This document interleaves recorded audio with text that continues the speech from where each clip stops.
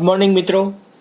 આજે આપણે આણ્વીય કક્ષકવાદ molecular orbital theory એ સમજવાના છીએ. એ થિયરી શું છે, એ કોને આપી છે, અને આમ જોઈએ તો એ થિયરી એવી રિલેશનવાળી છે કે જે આપણે અત્યાર સુધીમાં જે પરમાણુની ઇલેક્ટ્રોન, એની રચનાઓ, પછી પરમાણુના ઇલેક્ટ્રોનની ગોઠવણી તમે કઈ કઈ કક્ષામાં કરતા હતા, કઈ કઈ કક્ષકોમાં કરતા હતા, એ બધા ઉપરથી જ આ થિયરી ફરી પાછી એક રિલેશન વાળી છે, રિલેટેડ થિયરી છે એમ કહીએ તો પણ ચાલશે.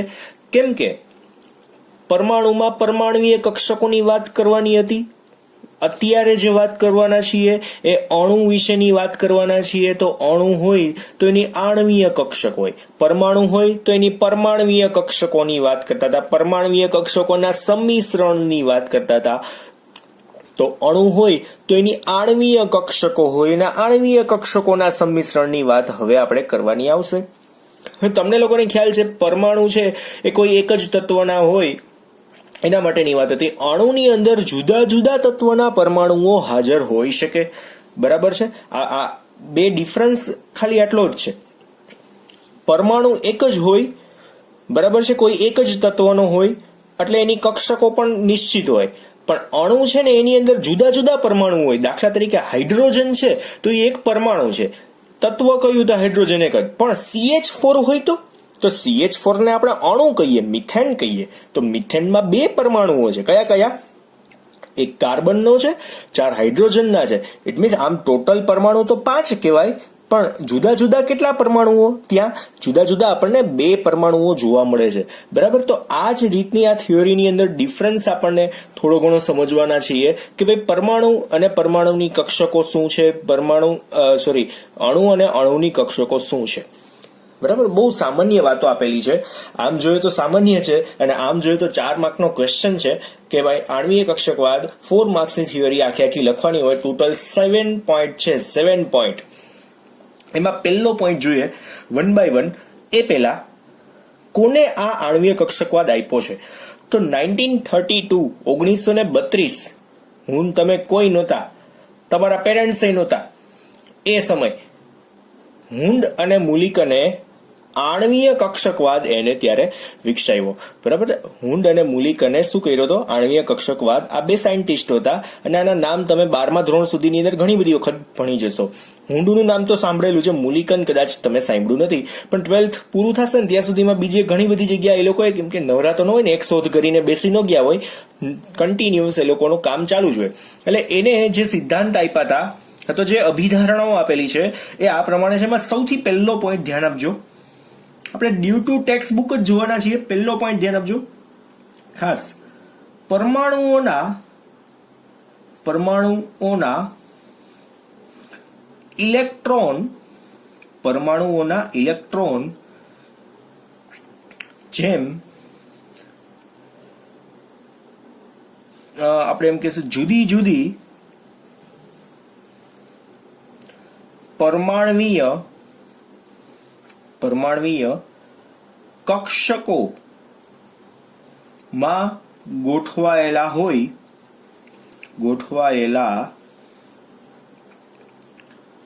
હોય છે, તે જ રીતે અણુના ઇલેક્ટ્રોન પણ જુદી જુદી આણ્વીય કક્ષકોમાં ગોઠવાયેલા હોય છે. હવે હું તમને લોકોને ફોર એક્ઝામ્પલ આપી દઉં કે પરમાણ્વીય કક્ષકો કઈ, તો તમે ભણી ગયા છો પરમાણ્વીય કક્ષકો કઈ, તો તમને લોકોને ખ્યાલ છે S, P, D અને F. પછી આગળ કન્ટિન્યુઅસ છે, પણ આપણે અત્યારે ધોરણ 11 સુધીમાં SPDF જ આવે છે, બરાબર. અને આણ્વીય કક્ષકો કઈ? આણ્વીય કક્ષકો એ કઈ હશે?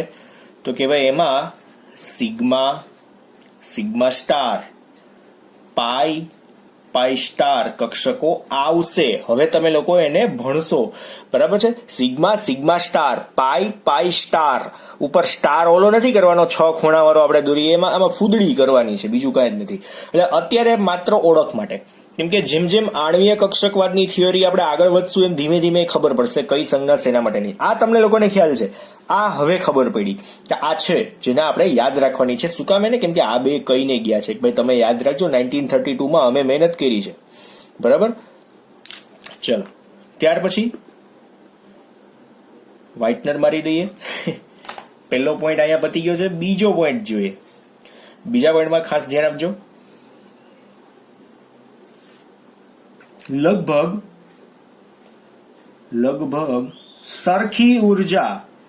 લગભગ સરખી ઉર્જા અને યોગ્ય ભૂમિતિ અથવા તો આકાર ધરાવતી પરમાણ્વીય કક્ષકો સંયોજાય છે અને કોની રચના કરે છે? આણ્વીય કક્ષકોની રચના કરે છે. હવે તમને કઈ થોડી ઘણી લાઈટ થઈ? આણ્વીય કક્ષકો રચે છે.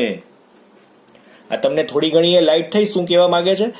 જો પરમાણ્વીય કક્ષકો એકબીજા સાથે જોડાય તો શું થાય? અણુની રચના થાય. દાખલા તરીકે એક હાઇડ્રોજન છે, એની પરમાણુ છે, એની પરમાણ્વીય કક્ષક છે. બીજો હાઇડ્રોજન છે, એનો પરમાણુ છે, એની પરમાણ્વીય કક્ષક છે. બે એકબીજા સાથે ભાગીદારી કરે તો પરમાણ્વીય કક્ષકનું સંમિશ્રણ થયું, અને સંમિશ્રણ થયું એટલે આપણે હાઇબ્રિડાઇઝેશનમાં જોઈ ગયા હતા, તમને લોકોને ખ્યાલ હોય તો. હાઇબ્રિડાઇઝેશનમાં કે ભાઈ કાર્બન છે હાઇડ્રોજન સાથે કનેક્ટ થાય તો એ શું થતું હતું?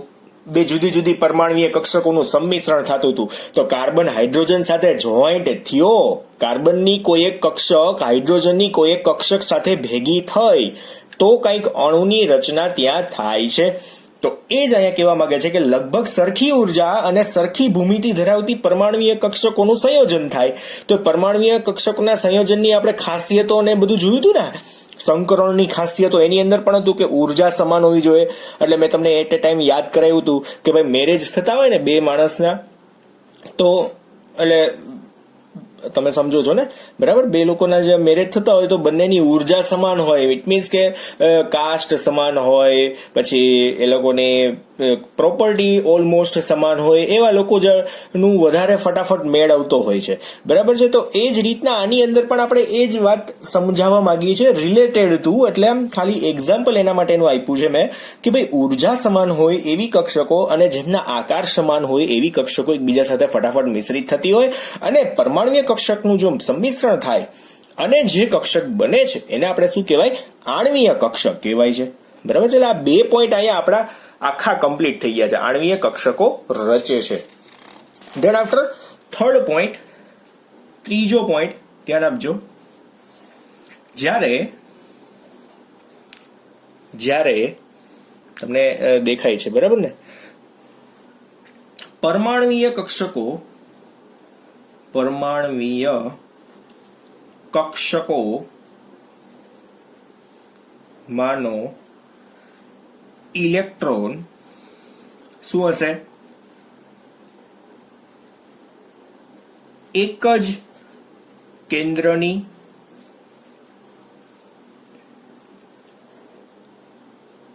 આસપાસ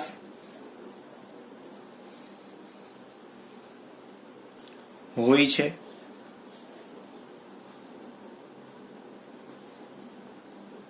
જ્યારે એના બદલે આપણે જેમ કરી નાખીએ, બરાબર ને, અહીંયા શું કરી નાખીએ? જેમ. થોડુંક આડાવડું અહીંયા થોડુંક ચેન્જ કરીએ. જ્યારે એના બદલે જેમ.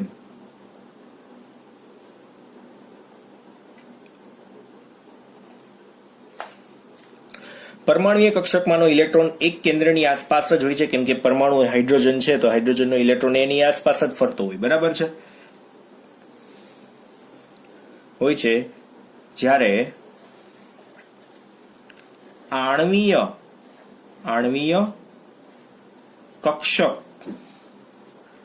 કક્ષકોમાં શું હોય? એક કરતા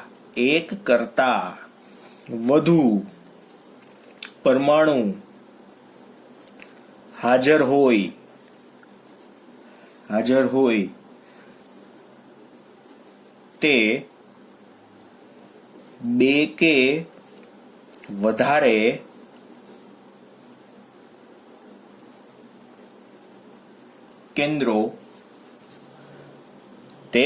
વધારે કેન્દ્રો શું આવશે? ની આસપાસ તે એટલે કોણ? ઇલેક્ટ્રોનો. તે એટલે ઇલેક્ટ્રોન હોય છે. પરમાણુય કક્ષકોમાંનો ઇલેક્ટ્રોન એક જ કેન્દ્રની આસપાસ હોય છે, જ્યારે આણ્વીય કક્ષકોમાં એક કરતા વધારે પરમાણુ હોય તે એટલે કે ઇલેક્ટ્રોન બે કે વધારે કેન્દ્રોની આસપાસ આટા મારી શકે. તો ડિપેન્ડ્સ ઓન જેટલા પરમાણુ છે એટલા કેન્દ્રો એની અંદર હાજર હોય ને, બરાબર ને? જેટલા પરમાણુ એટલા કેન્દ્રો. દાખલા તરીકે CH4 ની અંદર એક કાર્બન 4 હાઇડ્રોજન, તો ટોટલ પરમાણુ કેટલા થઈ ગયા? 5 થઈ ગયા. તો 5 કેન્દ્રો એની અંદર હાજર હોય, કેમ કે દરેક પરમાણુને પોતાનું કેન્દ્ર હોય ને એની ફરતે પોતાના ઇલેક્ટ્રોન ફરતા હોય છે. તો અહીંયા એ કહેવા માંગે છે કે પરમાણુય કક્ષકને એક જ કેન્દ્ર હોય છે, જ્યારે આણ્વીય કક્ષકને એક કરતા વધારે કેન્દ્રો હોય છે, કે બે કે વધારે કેન્દ્રોની આસપાસ ફરતા હોય છે. ઇટ મીન્સ કે આપણે અહીંયા લખી શકીએ એટલે કે શું આવશે? પરમાણ્વીય કક્ષકો કેવી હોય છે? એક કેન્દ્રીય હોય છે, એક કેન્દ્રીય. અને આણ્વીય કક્ષકો કેવી હોય છે? બહુ કેન્દ્રીય હોય છે. બરાબર? આ આખું રીઝન થઈ ગયું. ચલો ધેન આફ્ટર ચોથો પોઈન્ટ ધ્યાન આપજો. ચોથા પોઈન્ટની અંદર હવે આ ખાસ જોવા જેવો પોઈન્ટ છે, કેમ કે આના ઉપર જ આખી થિયરીઓ હવે આગળ વધવાની છે. બરાબર છે? તો પરમાણ્વીય કક્ષકોના સંમિશ્રણથી જે આણ્વીય કક્ષકો જે રચાય છે, હવે એના માટેની વાત આવશે. એમાં પણ બે પ્રકાર છે. આણ્વીય કક્ષકોના બે પ્રકાર છે. બરાબર? તો આપણે સંખ્યા નક્કી કરવા માટેની વાત છે. રચાયેલી આણ્વીય કક્ષકોની સંખ્યા અને સંયોજાતી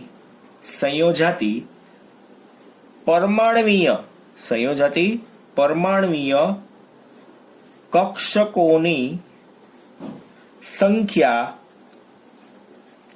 કેવી હોય છે? સરખી હોય છે. બરાબર? જેટલી પરમાણ્વીય કક્ષકોનું સંમિશ્રણ થાય એટલી જ આણ્વીય કક્ષકો હોય છે. બંનેની સંખ્યા કેવી હોય છે? સમાન હોય છે. જેટલી પરમાણ્વીય કક્ષકો જોડાય એટલી જ આણ્વીય કક્ષકો બને. બરાબર છે? કઈ રીતના બને છે એ આપણે કહીશું, કેમ કે તમને સીધો ક્વેશ્ચન થાય કે સર બે પરમાણ્વીય કક્ષક ભેગી થાય તો એક આણ્વીય કક્ષક બને, તો સંખ્યા અડધી નો થવી જોઈએ. પણ એમાં પણ એક ટ્વિસ્ટ છે, જે હમણાં આપણે જોશું. શું કામ એને જુદી જુદી બને છે? કેમ કે બે પરમાણ્વીય કક્ષકોના સંમિશ્રણથી એક આણ્વીય કક્ષક બને, પણ એક આણ્વીય કક્ષકમાં બે ભાગ પડે, બંધકારક આણ્વીય કક્ષક અને એક અબંધકારક આણ્વીય કક્ષક. એ ધ્યાન રાખો. થોડીક આપણે ધ્યાનથી જોઈએ શું કામ એને આવું થાય છે. બંનેની સંખ્યા અડધી થવાના બદલે આણ્વીય કક્ષકની સંખ્યા સમાન કેમ થઈ જાય છે? બરાબર? એ જોઈએ. તો આપણે જોઈએ, જ્યારે બે પરમાણ્વીય જો ગણતરી આપી છે, બે પરમાણ્વીય કક્ષકો સંયોજાય છે ત્યારે શું બને છે? એક સાથે બે આણ્વીય કક્ષક બને છે. બે આણ્વીય કક્ષકો બને છે. અને શું કામ એને બે બને છે? તો બંને જુદી જુદી ઉર્જા ધરાવતી કક્ષકો બનશે. એ કઈ રીતના એ હું તમને ગ્રાફથી પણ સમજાવીશ, પણ આગળ ધીમે ધીમે થિયરી આવશે એમ. બરાબર, તમે સીધું આમ ગળે ઉતારી લેશો. આ થિયરીને છે ને હજુ આના પછીના 2 લેક્ચર પછી તમને વધારે આવડતી હશે. એ હું તમને ચોક્કસપણે કહું છું. એનું રીઝન છે કે આ તમને વસ્તુ હજુ છે ને કદાચ ગળે ના પણ ઉતરે. બરાબર, કે 2 પરમાણુય કક્ષક સંયોજાય ત્યારે 2 આણ્વીય કક્ષક બને છે. કઈ કઈ આણ્વીય કક્ષક બને છે? તો આપણે નામ આપીએ. પહેલું જે છે, સૌથી પહેલું નામ આપશું શું?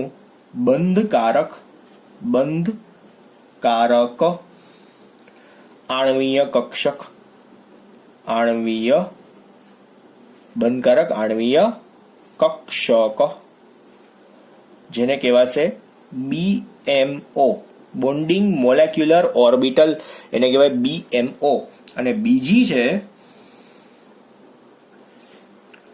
બંધ પ્રતિકારક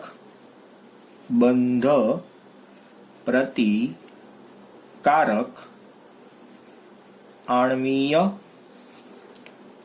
કક્ષક, જેને કહેવાય ABMO. બરાબર છે? BMO અને ABMO, bonding molecular orbital, anti bonding molecular orbital.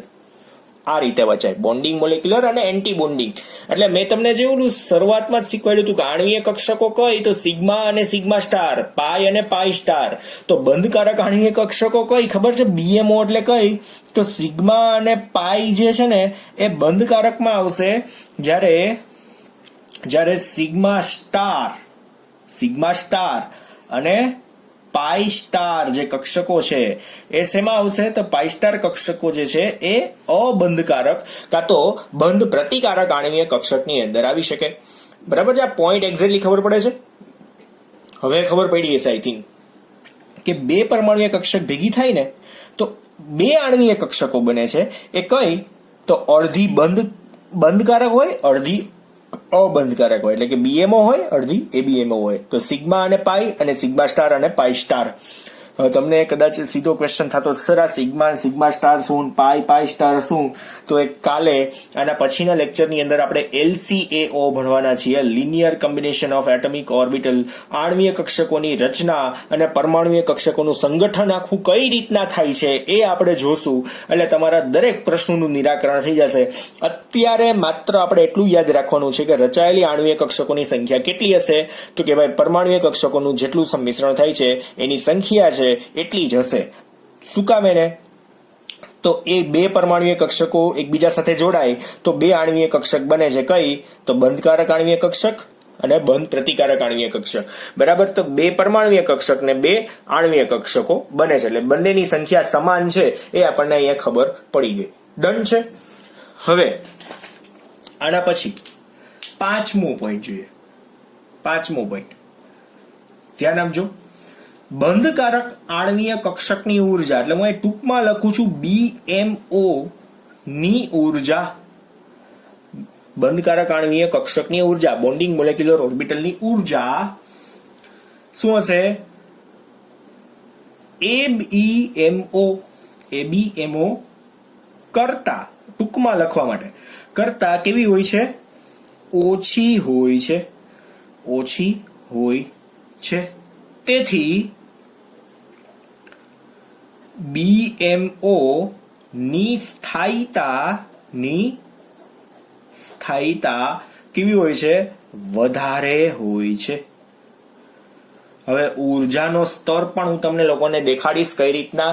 તમને બહુ જ અતિશય ઉત્સુકતા થતી હોય ને તો તમે ટેક્સ્ટબુકનું જે પેજ ખોલીને બેઠા છો 122 નંબરનું, એમાં જો 4.19 નંબરની આકૃતિ પણ છે. તમે જે પેજ ખોલીને બેઠા છો ને એમાં ટેક્સ્ટબુકના 122 નંબરનું પેજ અને 4.19 નંબરની આકૃતિ, એમાં જો નીચે આકૃતિમાં છે ને એક આખું ષટકોણ દોરેલું તમને દેખાય છે. એમાં sigma equal to psi A વત્તા સાઈ B બંધકારક કક્ષક લખી છે અને ઉપર જો બંધ પ્રતિકારક કક્ષક લખી છે. જો એટલે નીચે બંધકારક કક્ષક લખી છે એનું કારણ કે એની ઉર્જા ઓછી છે અને ઉપર બંધ પ્રતિકારક કક્ષક લખી છે એટલે કે એની ઉર્જા વધારે છે, એવું તમે સમજી શકો. બરાબર છે? તમારી ટેક્સ્ટ બુકમાં જ તમે જોઈ શકો છો. Page number 122 NCERT text book અને આકૃતિ નંબર 4.19 એમાં બંધકારક નીચે બતાવેલી છે અને બંધ પ્રતિકારક ઉપર બતાવેલી છે. એનું કારણ માત્ર ને માત્ર ઉર્જા સ્તર છે કે BMO ની ઉર્જા ઓછી છે, ABMO ની ઉર્જા કેવી છે, વધારે છે. ધેટ્સ વાય આપણે એવું કહી શકીએ. તો BMO ની ઉર્જા કેવી હશે, ઓછી હોવાને લીધે એની સ્થાયીતા કેવી થઈ જશે, ત્યાં વધારે છે એવું આપણે એક્ઝેક્ટલી કહી શકીએ. બરાબર છે. તો હવે આના પછીનો પોઈન્ટ એક્ઝેક્ટલી છઠ્ઠો પોઈન્ટ જોઈએ. સાવ એટલે સાવ છેલ્લો પોઈન્ટ છે છઠ્ઠો પોઈન્ટ. ધ્યાન આપજો આની અંદર કે જેમ હવે બધા પોઈન્ટ સમાન સરખા છે. જેમ પરમાણુની આસપાસ કાં તો પરમાણુના કેન્દ્રની આસપાસ એવું કરી નાખીએ, પરમાણુના કેન્દ્રની આસપાસ ઇલેક્ટ્રોનનું સંભવ્યતા વિતરણ પરમાણ્વીય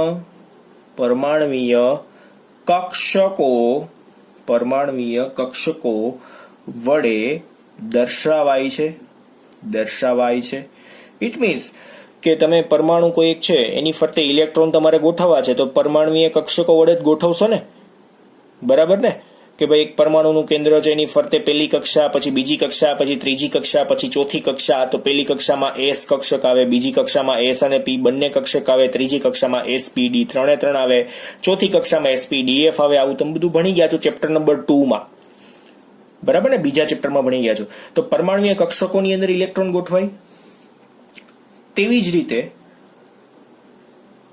તેમ શું આવશે અહીંયા, આણ્વીય કક્ષક પાસે શું આવશે, અણુમાંના કેન્દ્રની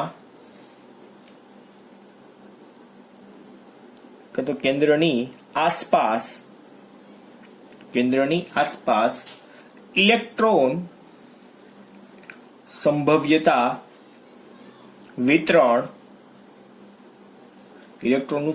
વિતરણ ક્યાં છે, આણ્વીય કક્ષક વડે દર્શાવાય છે. એટલે કે ઇલેક્ટ્રોન છે ને સિગ્મા સ્ટાર, પાઈ સ્ટાર જુદી જુદી કક્ષકોની અંદર ગોઠવાય. જેમ આમાં SPDF ની અંદર ગોઠવાય એમ જ આણ્વીય કક્ષકની અંદર અણુમાંના કેન્દ્રની આસપાસ ઇલેક્ટ્રોન ક્યાં ગોઠવાશે, તો આણ્વીય કક્ષક વડે જ ગોઠવાય. એટલે કે સિગ્મા સ્ટાર, પાઈ સ્ટાર વડે ગોઠવાય. દરેક વખતે ફરી પાછું એક્ઝામ્પલ અહીંયા આપું તો આપી શકાય. સિગ્મા સ્ટાર, પછી પાઈ અને પાઈ સ્ટાર વડે, પછી આમાં S, પછી P, પછી D અને ડન છે. એટલે એની વડે દર્શાવાય છે કાં તો એમાં ગોઠવાય છે એવું તમે કહી શકો. બરાબર છે. વિતરણ આણ્વીય કક્ષક વડે દર્શાવાય છે. તો આણ્વીય કક્ષક કઈ, તો આ. અને અત્યારે યાદ રાખવાની છે કેમ કે તમે પરમાણુય કક્ષકો માટેની અહીંયા ઇલેક્ટ્રોન રચનાઓ ભણેલા છો. જેમ આણ્વીય કક્ષક માટે કાં તો અણુ માટે પછી આણ્વીય ઇલેક્ટ્રોન રચના શીખવાના છીએ. નવી ઇલેક્ટ્રોન રચના આ ચેપ્ટરમાં શીખવાના છીએ, જે આ ચેપ્ટર માટે જ સીમિત છે. બહુ આગળ ક્યાંય આપણે ડિટેલમાં જવાની જરૂર નહીં પડે, પણ બહુ સહેલી ઇલેક્ટ્રોન રચના છે, એ પણ જોશું આપણે.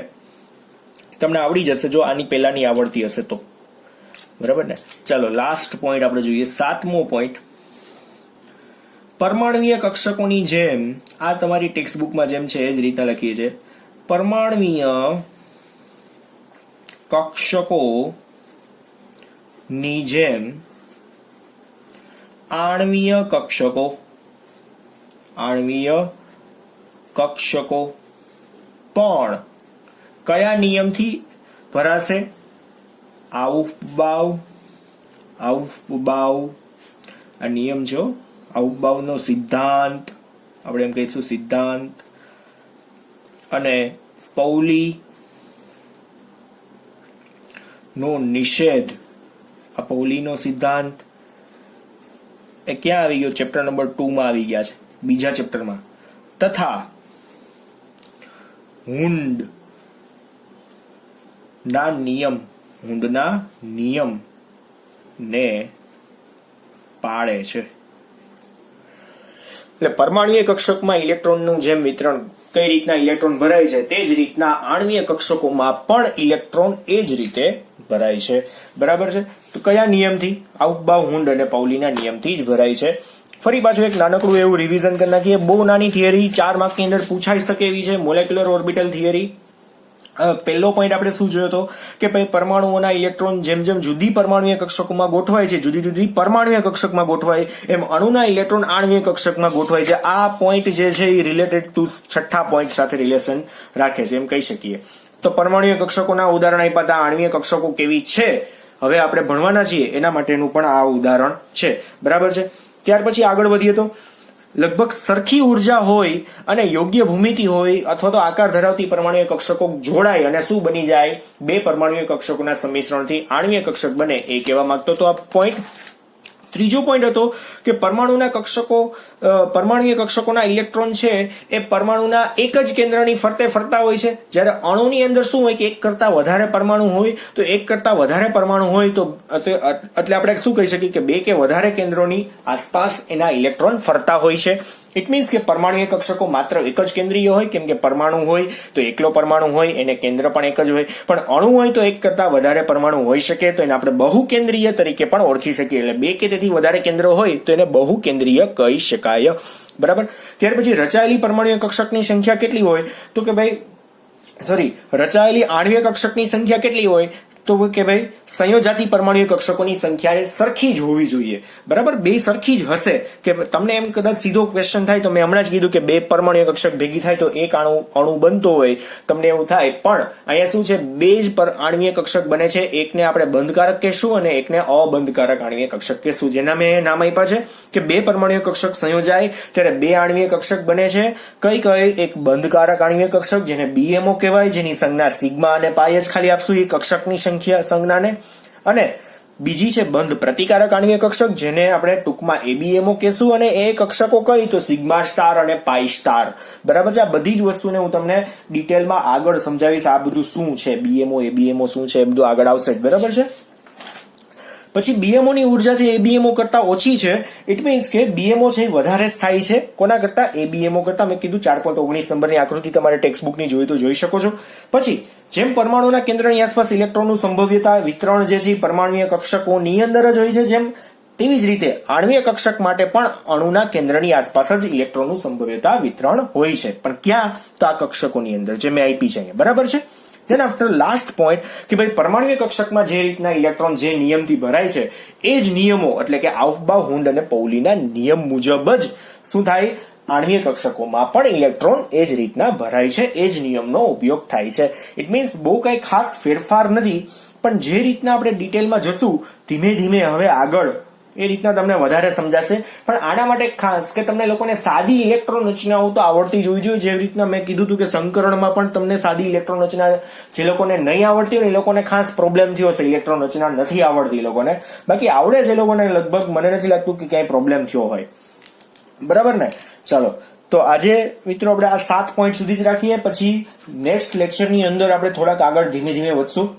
આના પછીનો જે પોઈન્ટ છે LCAO linear combination of atomic orbital, એના ઉપરથી તમને થોડી ઘણી વધારે ખબર પડશે. આપણે એક હાઇડ્રોજનના અણુનું એક્ઝામ્પલ લેશું અને થિયોરીને આગળ વધારશું. બરાબર. ધીમે ધીમે આપણે સમજતા જશું. પછી પરમાણુય કક્ષકોના સંગઠન અને આણ્વીય કક્ષકોની રચના વિશેની વાત કરીશું. બધી જ વાતો કરવાની છે.